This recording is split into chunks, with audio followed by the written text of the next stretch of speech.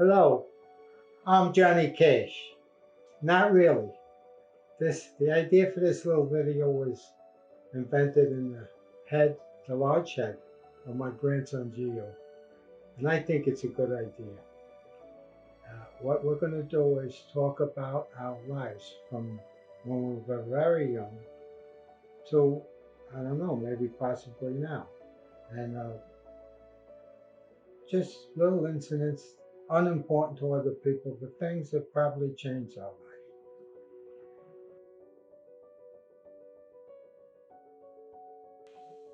I can remember a time when I was walking up 46th Street. I just thought about that stuff. And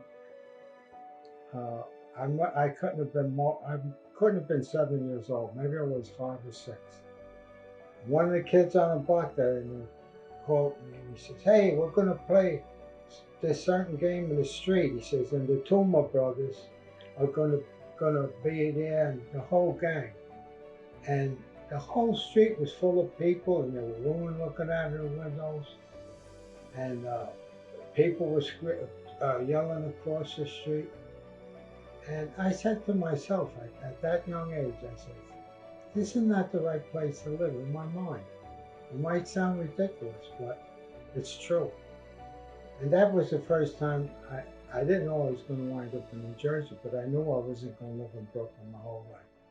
So that's the kind of story I'm talking about. Well, yeah, it's strange. And when I was a little boy, we had a brownstone house, and 11 children were living in that house. And my father and mother naturally, and my uncle Louie lived with us for a while. And my mother was a little meatball from Italy, and she was a woman that made her own language. She spoke Italian, but nobody else understood her but herself. And my father, he was about a 6 foot tall man, which in those days was tall. And he was a very dignified guy, and he was the rock of our family. If anybody got in trouble or needed help, he was the person that we would go to, and he always came through. And my life started at 4616 6th Avenue. And my mother used to put me out in a carriage in what they called an airway. And it's a word that you don't even hear anymore. But what it is a fenced off area right in front of your house, when in those days there was no air conditioning, where you put little babies in their carriage to get breezes, and it was called an airway. And I would sit in my carriage, and as the people went by, I would make remarks to them, and I used to get comments from them. And I can even remember people coming over to the carriage and looking in and tickling my chin and saying how cute I was. And they didn't know I was playing this game with them to get them to say, "Oh, did you hear that kid?" And that's the kind of kid I was. I knew my family was strange because they were immigrants. Well, none of my friends ate like we ate. Uh, we ate Italian bread, and none of the none of the other kids had the habits we had. We were different than the other kids. They all what we used to call Medigans. Medigans means you ate the macaroni you ate was usually Chef Boyardee, and you ate white bread with butter on it with your food. And sometimes if you did have sauce, you still drank milk. Well, this was strange to us. And and we had crazy habits. My mother, when I went in the first grade, the kindergarten she brought me to, and I cried so much that she took me out. I didn't have kindergarten. But when I went to the first grade, which I was only like 6 years old maybe, I used to walk 2 city blocks By yourself? and one avenue block alone. and I didn't have a raincoat. Holy cow. And when it poured one day, my mother put my father's hat on me. And it was so big that I had to hold it up so I could see in front of me. And she told me to stop at my sister Rosie's house, who she lived a block away from us. She told me to stop there before I come home. And I did. And I rang the bell, and my sister Rosie was looking out, and she saw through the glass door a hat, but she didn't see me because the glass just ended about my eye high. And she was scared to come to the door because she thought there was a dwarf out there, but it was me. And finally, she did get the courage. She came and she saw it was me, and she was very happy.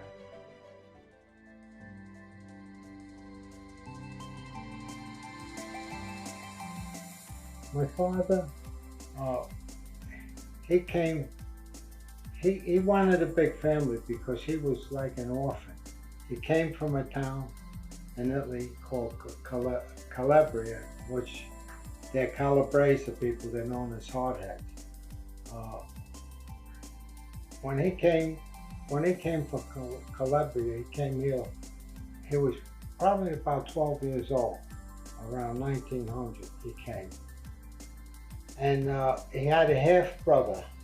And what happened was, my father was sired by a very important guy, a rich guy that had a lot of land. And he used to have sex with all his maids, and he used to produce these children, and then he'd send them to America. And my father met his older brother Sammy, and he worked in the quarries in Pennsylvania. And Sammy kind of looked out for him. And he didn't talk much about what happened, but somehow, a short time later, he wound up in Brooklyn, tending bar down on Myrtle Avenue. But he wanted a big family because he was a lone child, and he used to visit these paisans who lived downtown Brooklyn on St. Edward Street, and he saw my mother there, and he used to visit with that excuse that they were paisans and bring a bottle of wine or a cake, and he managed to get next to my mother. My mother's name was Aloy, and she also came from Calabria, but she came with her whole family, and they moved in South Brooklyn, Pearl Street, down by the Navy Yard. And she was just like any young girl in the days, washing the floors, helping her mother take care of the family, who her family was bigger. I don't know how many was in it, but I remember Uncle Jimmy, Aunt Lena, Uncle Tommy, Josephine. But she was, when she got married, by the time I was around, she wasn't too close with her family anymore. But basically, my childhood was idyllic, and my father, I think he was the closest with me, and I think to this day, I think all my brothers and sisters had some amount of jealousy towards me because my father was retired, so I'd wind up before I went to school, he used to take me to the show 2-3 times a week. He was the baby of the family. I don't know why they were jealous. My family, that's just the way they are. And besides that, I slept with him. He didn't sleep with my mother. I slept with him from the time I was a little kid, 2-3 years old, whatever I was, until I was my early teen years, like 12 or 13. And that's how close we were, you know? And I think whatever morality I have, whatever common sense I have, any of the good things about me, which there's not too many, But the few good things that I learned from looking at my father. He was quite a guy.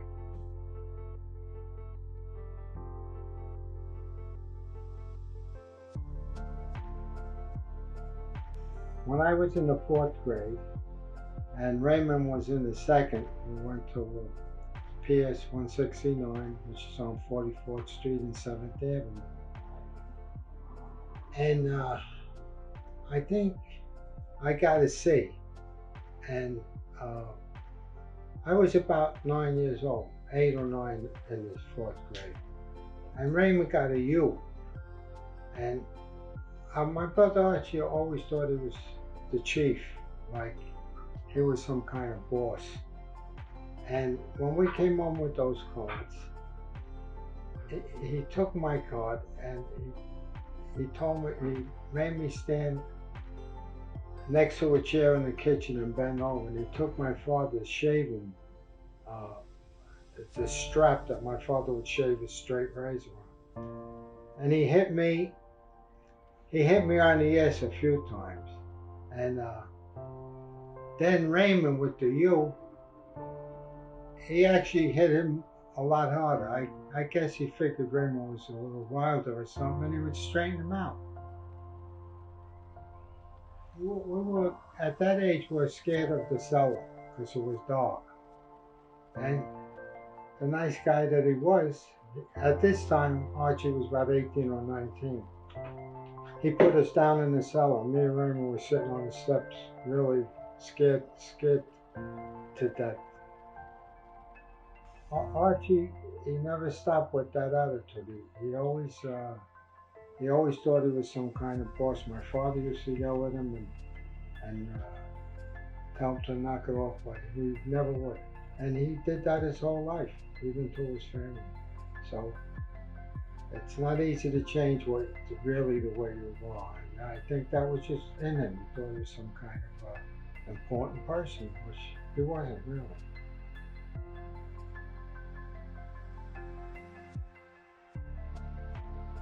One of my best sisters, Irene, and I think she was the only one that probably didn't have jealousy towards me. She was living. My father bought a house for the three girls. Rosie was living on one floor, the oldest daughter. Irene was living in the middle. She was one of the in-between children. And Louisa, the second oldest daughter, lived on the top. And Irene married a guy who wound up to be a bum. He was an English sailor called Charlie McAllister. And he was a short order cook, but he wasn't doing any cooking. He would leave for work and go to the park with the drunks, get drunk, and gamble any money he had. He even took money from her bank a number of times and gambled it. And so she divorced him. So she was alone. But she was a spirited girl, and she wasn't going to just fold up her cards and die. So she was a little chubby, so she worked out. She got a bike, and Louise and Rosie used to hear her banging around doing her calisthenics, and she had her nose done, which was unheard of in those days. And it came out she had a cute pug nose now. And she was gonna take the road of being a professional woman when very few women at that time did. And they put so much pressure on her. They hated her so much because she was doing her own thing. And they were already into being housewives and the day-to-day drudgery of their lives. And they didn't like the sister who was going to do something about her situation. And so she ran away from home. And I'm telling this story because I got a couple of bones to pick with Archie. So anyway, after she was gone for about a week, she called. So who answers the phone? The big cheese, Archie Balls. That's what Tony used to call him because he was a little itchy ball son of a bitch.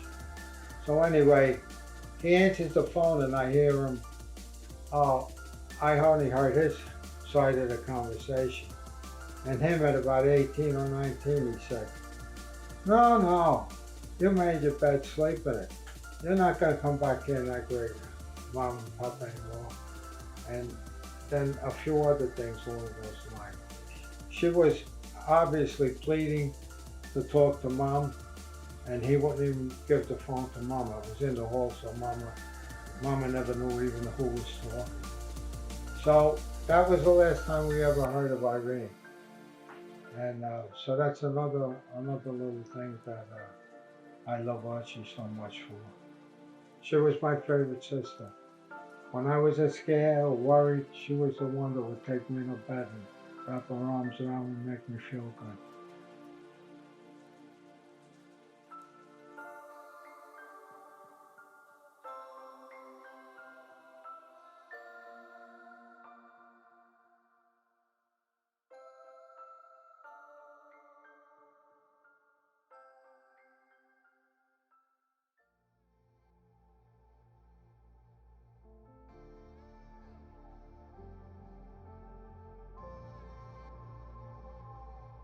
I think I'll jump right to the place where I met my future wife, the lovely Mazie in Serrano. There was this kind of a nosy girlfriend she had called Barbara Sabisky. She was a Polish girl. And uh, Barbara Sabisky wanted to match Mazie up with one of my friends. So when we went to the show, there were 3 or 4 guys. And I think that guy Richie was with us. And Barbara and Mazie came. I think there was another girl there too. No, I remember. But they were kind of hitting us with potato chip bags and fooling around in back of us to get our attention.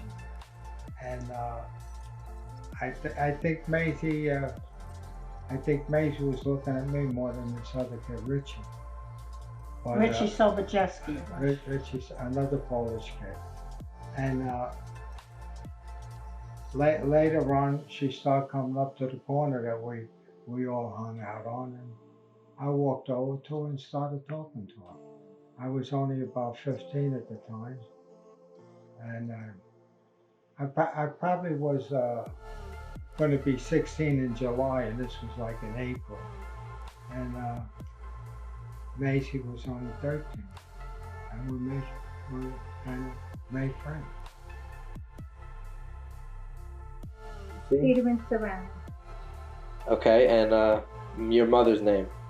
Elizabeth in Serrano. Yeah, but her name before that, right? Stellato. So what side of Italy are they from? Calabria. Both of them? No. No, my mom's from Calabria, right? Your father was from Sicily. Oh, and my mother from Calabria. I don't know. I don't remember. I'll tell you the truth.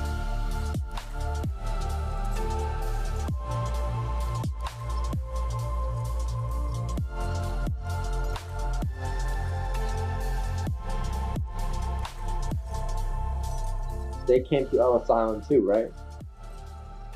Yeah. No, your father was born here, wasn't he? Yeah. Your father was born. He was born here. Do you know anything about his parents or no? Well, they were from Calabria. And Now they're going from Sicily. from Sicily, I mean. Well, I guess my life started at 14 when I met your father.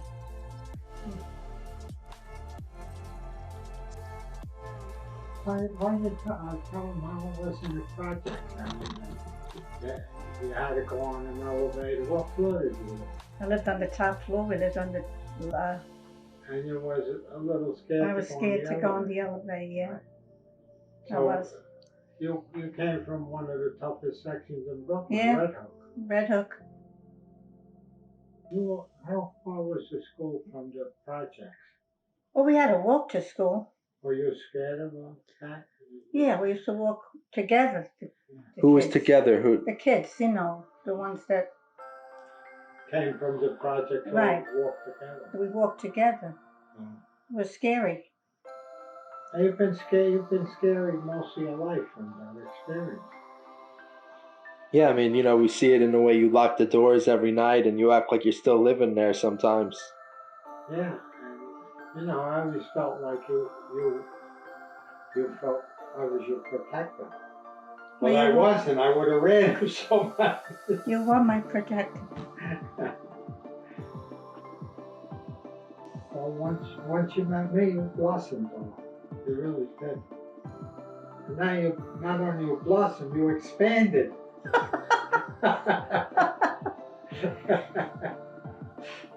But we've had, it's going to be 60 wonderful years this Valentine's Day. We've been lucky. More than lucky.